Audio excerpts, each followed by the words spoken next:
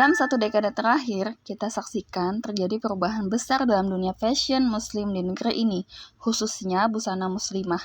Fenomena baru yang lebih dikenal masyarakat sebagai revolusi hijab terjadi secara masif di seluruh negeri. Hijab, jilbab dan kerudung yang dahulu diasosiasikan sebagai busana kampungan, puritan, santri, dan identik budaya Arab, kini berubah 180 derajat menjadi topik modern, stylish, trendy, catchy, dan fashionable. Tak hanya itu, dengan citra baru yang cool, jutaan muslimah pun kemudian berlomba-lomba mengenakannya dengan penuh percaya diri. Fenomena yang dikenal sebagai revolusi hijab ini tentu patut kita beri apresiasi dan perhatian serius. Jangan sampai fenomena ini hanya sekedar tren sesaat dan akan hilang saat hijab tak lagi diminati. Penggunaan hijab, yaitu jilbab dan kerudung ini harus dibangun atas dasar kesadaran dan niat yang benar bagi setiap muslimah yang akan mengenakannya, yaitu semata karena menjalankan syariat Allah, bukan sekedar tren. Harus diiringi cara berbusana muslimah yang benar menurut syariat Islam. Di sisi lain, ada yang berpendapat bahwa fashion busana muslimah bisa dikategorikan sebagai kebutuhan primer, yaitu untuk menutup aurat dan badan, kemudian kebutuhan sekunder, yaitu untuk memperindah dan mempercantik diri, lalu kebutuhan tersier, sebagai industri produk halal yang dapat dikembangkan guna peningkatan ekonomi agar menjadi kiblat fashion muslim dunia.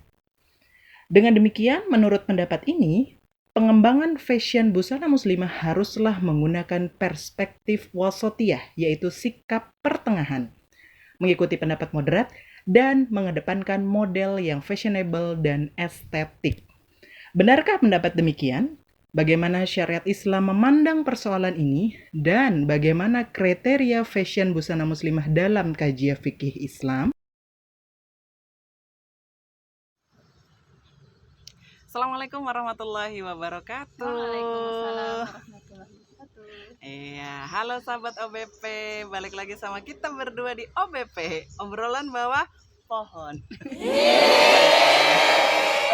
Ini di atas pohon ini. Nangkring gitu. Oke, alhamdulillah balik lagi dan terima kasih yang sudah setia menyaksikan ini dan juga setia untuk menonton, subscribe juga dan juga mengulang-ulang video ini untuk mendapat pencerahan. Mudah-mudahan ada sedikit dua dikit gitu dari video-video kami. Kami doakan pula sahabat OPP selalu sehat dan juga berkah seluruh rezekinya. Amin, ya robbal alamin.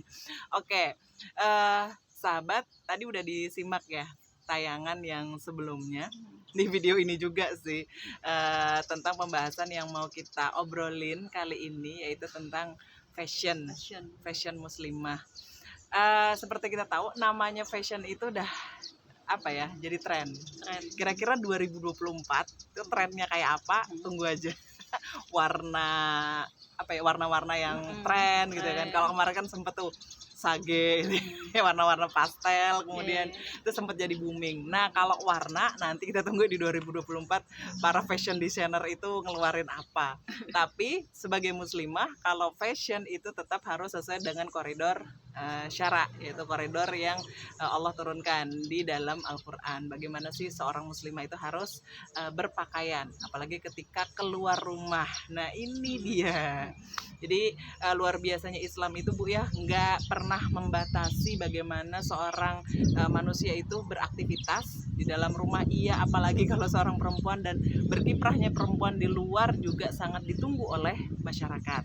Tapi tetap untuk ketika berpakaian, ketika keluar rumah, berpakaiannya juga harus diatur. Nah, di sini kita mau bahas bareng-bareng tentang fashion ya. Kalau untuk fashion ini ya Bu Budian ya, kewajiban untuk aurat itu kan sudah kita bahas ya sebelumnya. Ya, betul. Tapi nanti ini nonton kenapa terbahas lagi gitu? Karena memang ini adalah sesuatu yang di masyarakat itu gimana ya, dilaksanakan iya gitu. Tapi kadang ada yang belum sepenuhnya gitu. Iya. Nah, maka kenapa kami fokus lagi gitu ya ke masalah kewajiban menutup aurat ini, karena memang ini perintah untuk khusus untuk muslimah untuk berpakaian syar'i gitu ya. Iya. Maksudnya untuk laki-laki juga diperintahkan kan untuk aurat, cuman kalau dengan kekhususan perempuan gitu ya, maka ada kekhususan juga gitu ya untuk perempuan itu bagaimana dia menutup auratnya gitu. Iya. Nah, kalau di dalam Islam ya, sebagai Islam yang din sempurna, sebagai agama yang sempurna Allah turunkan itu, kita kan sering lah Bu, bahwa Islam itu mengatur hablum minallah gitu ya, hablum minannas. Ternyata ada hablum minan nafs gitu. Ke diri ya. Hubungan ke dirinya sendiri gitu ya, dimana Allah mengatur itu dari sisi makanan ya Bu, pakaian. Nah, di situ masuk pakaian dan juga akhlak. Nah, mungkin akhlak sudah ya kita bahas, tapi kita akan bahas lagi mungkin di selanjutnya ya. Jadi untuk pakaian ini, dimana di situ hubungan untuk diri kita sendiri, Allah khas menyuruh kita untuk khususnya muslimah ini menutup aurat itu sesuai dengan aturan Islam gitu ya, yang sebenarnya di dalam Quran surah Al-A'raf ayat 26, hai anak Adam, sesungguhnya kami telah menurunkan kepadamu pakaian untuk menutup auratmu, dan pakaian indah untuk perhiasan, dan pakaian takwa itulah yang paling baik. Nah, yang demikian itu adalah sebagian dari tanda-tanda kekuasaan Allah. Mudah-mudahan mereka selalu ingat. Itu salah satu dari dalil ya yang diperintahkan Allah untuk menutup aurat.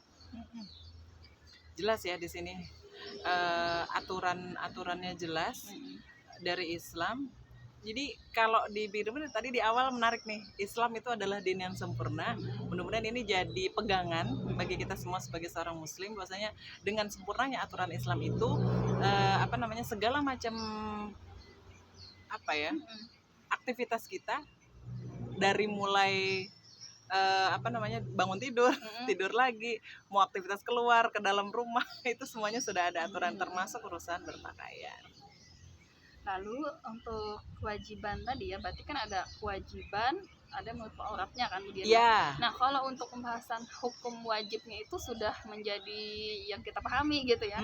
Yang namanya kewajiban itu berarti kita tidak bisa menawar-nawar lagi gitu ya, harus dijalankan gitu. Karena kita tahu konsekuensinya apa kalau meninggalkan kewajiban itu. Sama misalnya kita kewajiban sholat ya, kewajiban puasa gitu ya, taulah ibadah mahdoh itu ya, sholat, puasa gitu ya, mungkin zakat, yang wajib yang sering kita kerjakan itu juga sama wajibnya juga dengan kita nutup aurat itu. Tapi kan kadang di masyarakat kemudiannya dia sholat aja gitu ya, tapi puasa rajin maksudnya Ramadan itu ngerjakan aja, tapi dia tidak nutup aurat gitu. Belum siap. Kalaupun nutup aurat juga tidak sempurna gitu ya. Masih ngikut fashion gitu. Oh, ini trennya begini hijabnya. Oh, ini trennya begini gitu ya, kerudungnya gitu atau pakaiannya. Padahal ternyata niat dia untuk nutup aurat itu, tapi caranya masih kurang tepat gitu ya, sesuai dengan syariat gitu dalam pengaturan itu. Mungkin nanti bisa disimak video kami yang ini nih tentang waktu itu kita udah kupas sedikit apa banyak itu bersama seorang ustazah, dan di situ ada nih tips gimana sih kok kita bisa pede, kemudian memunculkan keinginan buat menutup aurat gitu, yang memang sadar ini kewajiban dari Allah gitu, nggak memandang lagi tanggapan netizen netizen dunia nyata atau dunia maya yang menganggap kita apalah gitu. Yang penting kita tahunya ini adalah kewajiban dan kita jalankan dengan sepenuh hati. Itu kewajibannya. Terus nutup auratnya, nutup auratnya jelas gitu ya kalau di dalam Islam itu. Yang dulu kita juga ada bahas ya, ada pakaian atas dan ada pakaian bawah gitu ya. Dan di pakaian atas itu di Quran surah An-Nur ayat 31 itu ada bihumurihina ala jiyubihina. Jadi ada kerudung gitu ya yang menutup areal dada. Nah, itu pakaian atas. Kemudian kalau pakaian bawah itu Quran surah Al-Ahzab ayat 59 gitu. Nanti kita tampilkan ya ayatnya terkait dengan kewajiban nutup aurat itu dengan khimar dan jilbab atau jubah. Nah, itu. Jadi jelas semuanya dan dikasih tahu gitu loh. Jadi nggak ada lagi istilahnya eh apa tadi disinggung, tidak sempurna Mm-mm. gitu ya. Kemudian hanya ngikutin tren atau fashion. Nanti kalau trennya itu bukan tren jilbab, terus gimana dong? Mungkin kalau sekarang kan ada istilah hijabers gitu ya, kemudian Ya. istilah pakaian hijab syar'i lah gitulah, dengan segala macam apa sih modelnya, mereknya gitu ya, modelnya mereknya yang harganya mungkin jutaan gitu, ya Allah gitu ya. Memang sih kalau perempuan tuh lihat yang bagus tuh wah gitu ya, tapi ya apakah harus juga mesti merogoh kocek banyak gitu ya untuk berpakaian syar'i, kan tidak. Tapi karena kita tidak mengikuti passion gitu ya, memang ini adalah kewajiban dari Allah dengan berpakaian syar'i. Ya kita maksudnya pintar-pintar juga sih memakai pakaian yang nggak dianggap kayak dulu mungkin agak ibu-ibu banget gitu ya, kalau pakai gamis kayak kampungan lah gitu. Kalau sekarang sudah nggak ada lagi ya. Sudah nggak ada. Semuanya sudah ngikut tren berkerudung menutup aurat. Tapi ya tadi sempurnanya menutup aurat yang sesuai hukum syariat itu yang masih perlu diperhatikan dan dipelajari terus-menerus. Populer banget memang hijab ini. Nah terus ini ya Bu Dian ya, kadang tuh kan orang pakai hijab syar'i gitu, itu masih kayak kenapa sih harus pakaian muslimah tuh yang begini gitu, harus yang begitu gitu. Padahal kan sudah nutup aja gitu misalnya. Sudah nutup aja tuh misalnya dengan baju kurung, anggaplah baju kurung dengan celana panjang udah nutup aja gitu. Tapi kan syariat sudah menyuruh yang harusnya pakai khimar tadi di atas dan jilbab, pakaian jilbab atau jubah tadi di pakaian yang bawah gitu, bagian badan. Nah itu kalau di Quran surah Al-Ahzab 59 itu kan memang ada ayat supaya mereka tidak diganggu ya. Nah cuman ayat atau syariat pakaian ini itu tidak mengandung ilat. Jadi ilat itu adalah alasan gitu ya yang membangkitkan adanya disyariatkan hukum itu. Iya benar, soalnya kadang tuh ayo dong kalau kita pakai menutup aurat, pakai kerudung, pakai pakaian muslimah itu nggak ada lagi yang suciu gitu yang ganggu catcalling gitu kalau kata orang itu. Aman gitu, lebih gitu. Aman katanya. Kalau kita pakai ini supaya kita tuh lebih dihormati misalnya gitu. Tiba-tiba ada yang katanya catcallingnya dulu godain kita dong. Kalau sekarang assalamualaikum ustazah, itu kan catcalling juga tapi lebih sopan katanya gitu. Nah tapi memang ternyata loh dalam pembahasan nutup aurat ini ayat yang tadi perintah Allah terkait dengan pakaian gitu ya, makanan ataupun akhlak itu ya Bu Dian, dan ibadah, masalah ibadah itu tidak boleh kita cari-cari kenapa gitu. Adanya tuh hikmahnya gitu kan. Hikmahnya gitu, termasuk hikmahnya juga karena kalau hikmah itu adalah urusan Allah Ta'ala. Hikmahnya itu urusan Allah Ta'ala gitu. Dan itu akal kita sebagai manusia ini tidak mampu untuk menjangkaunya gitu.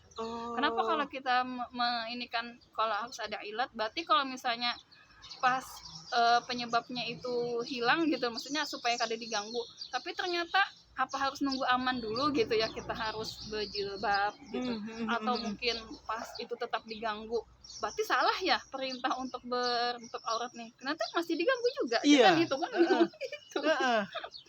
Padahal masalah kita berjilbab ternyata nauzubillah ya, mungkin kejadian ada yang masih diganggu gitu ya, ada yang kemudian masih tanda kutip mungkin dilecehkan atau apa, itu memang di luar kuasa gitu. Tapi bukan karena masalah jilbabnya kan.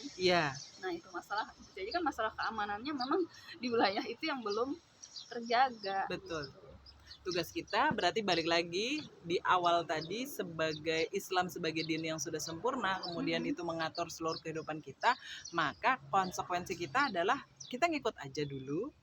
Kan dengan itu masalah nanti ternyata setelah kita menutup aurat ternyata kita begini dan susah cari kerja misalnya atau apa gitu. Itu ya nggak usah cari-cari tahu kira-kira Allah ini nyuruh nutup aurat kenapa ya? Kenapa sih? Apakah karena ini supaya saya lebih aman? Stop, itu berarti bukan ranah kita gitu ya Bu ya. Yang jelas yang namanya itu kewajiban berarti kan untuk menyelamatkan kita nih Bu ya.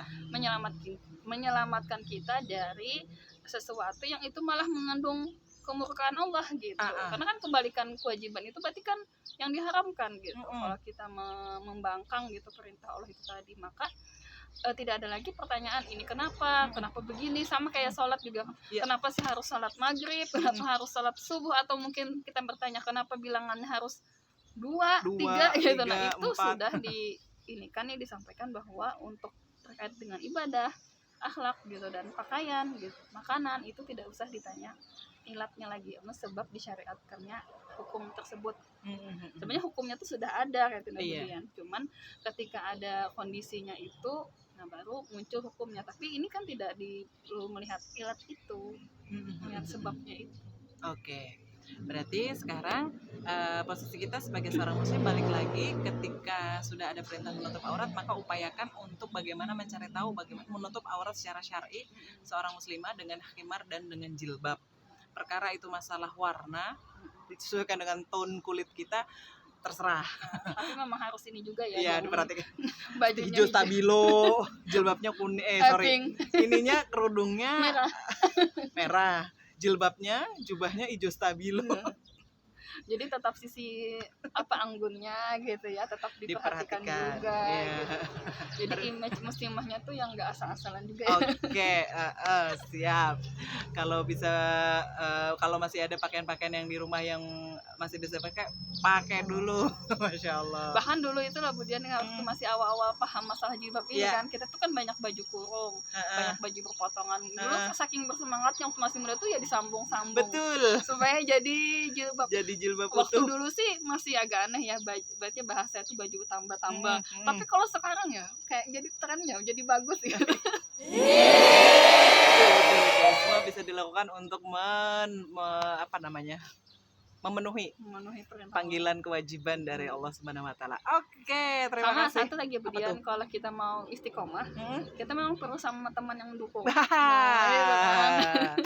Komunitas ya. Iya juga sih, berhijab, hijrah, tapi nggak gitu. ada. Teman kita masih gimana ya, pakaiannya yang gimana gitu. Kadang kan pengen bukan, mungkin kita kuat lah, jadi teman kita tuh yang menjauhi gitu. Makanya cari teman yang sefrekuensi. Cari bestie yang tepat lah berarti. Oke, thank you semuanya sudah menyaksikan OBP kali ini. Mudah-mudahan ada manfaatnya walaupun sedikit. Jangan lupa tonton juga video yang ngebahas tentang masalah jilbab khimar di OBP sebelumnya. Cari aja, scroll. Oke, saya Diana Jarwati undur diri. Terima kasih. Wassalamualaikum warahmatullahi wabarakatuh.